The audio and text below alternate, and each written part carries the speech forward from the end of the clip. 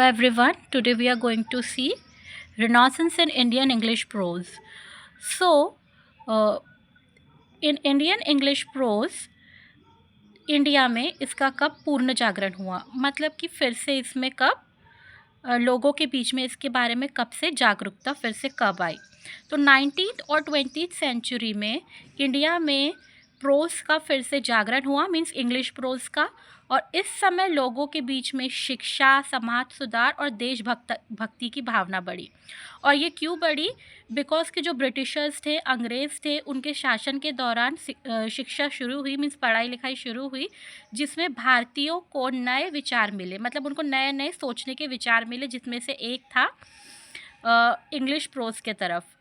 भारतीय लेखकों ने अंग्रेजी में समाज और देश के बारे में लिखना शुरू किया, मतलब जो इंडियन राइटर्स थे उन्होंने अपने इंग्लिश में अपने राइटिंग लिखना शुरू किया।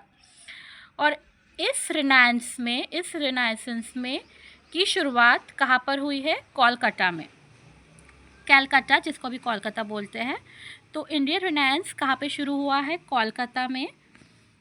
यहाँ पर इंग्लिश एजुकेशन का ज़्यादा प्रभाव था, मतलब कोलकाता में इंग्लिश एजुकेशन का ज़्यादा प्रभाव था।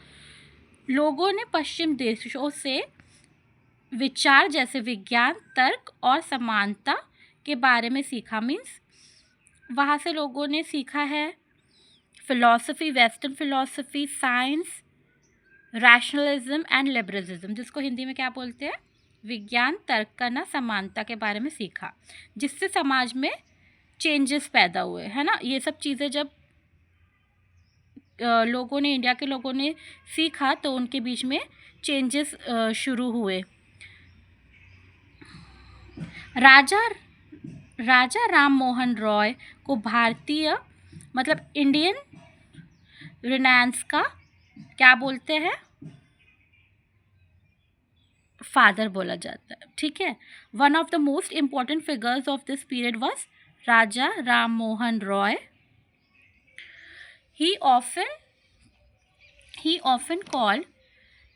called the father of Indian Renaissance. तो इन्हें इंडियन रिनाइसेंस का फादर भी कहा जाता है।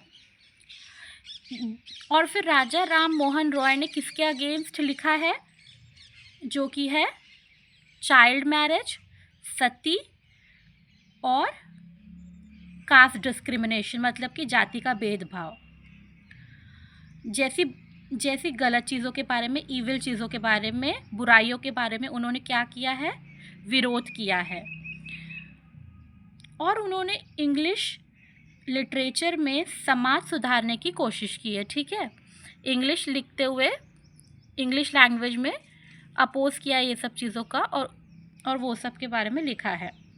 और हमारे सेकंड है स्वामी विवेकानंद।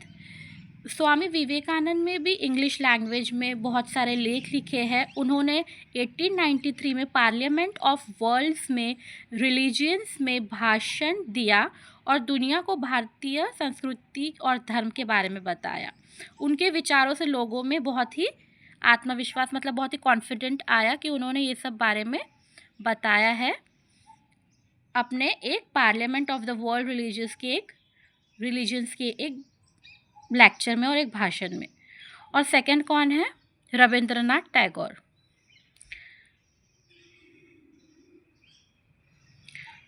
जो रविंद्रनाथ टैगोर है, इन्होंने भी इंग्लिश प्रोज में बहुत ही अच्छा अपना योगदान दिया है। और उन्होंने मानवता, प्रेम और शांति के बारे में लिखा है, मतलब कि ह्यूमनिज्म, यूनिवर्सलिज्म और क्रिटिसिज्म ऑफ नैरो नेशनलिज्म, इन सब के बारे में लिखा है। और प्रेम और शांति की बात भी उन्होंने कही है।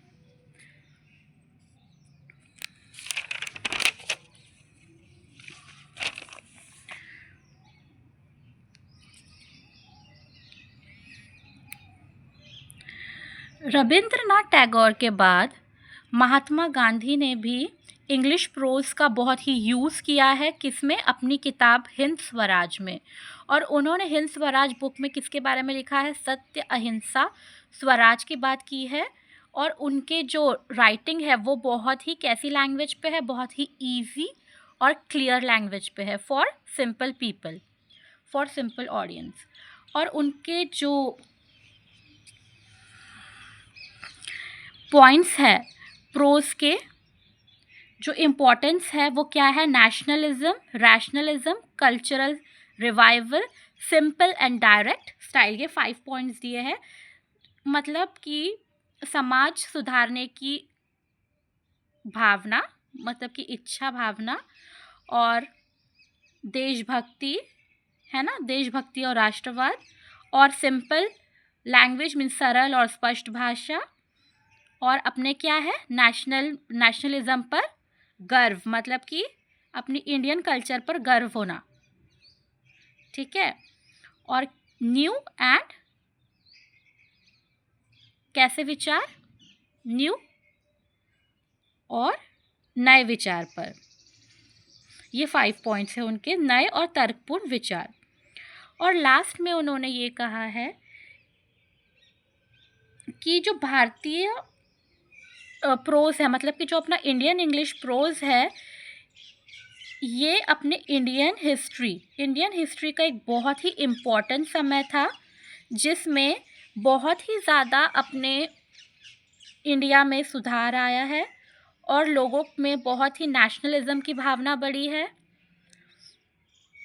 और जो अपना इंडिया है वो इंग्लिश लिटरेचर की तरफ आगे बढ़ा है, ठीक है। राजा राम रॉय, रविंद्रनाथ टैगोर, महात्मा गांधी, है ना, स्वामी विवेकानंद, ये सब जो थे हमारे इंडियन प्रोज के पूर्ण जागरण के थे, मतलब रिनेसेंस के इम्पॉर्टेंट कैरेक्टर्स है, और इनके वजह से हमारे इंडियन प्रोज में काफ़ी इम्प्रूव किया और काफ़ी चेंजेस आए, और लोगों ने इंग्लिश प्रोज को पढ़ना शुरू किया, ठीक है। और उन्होंने उस प्रोज के ज़रिए बहुत ही चेंजेस किए हैं, लोगों के अंदर नेशनलिटी की, रैशनलिज्म की, कल्चरल रिवाइवल की, ये सब चीज़ों की जागृति की है, ठीक है। थैंक यू, होप आपको समझ आया होगा।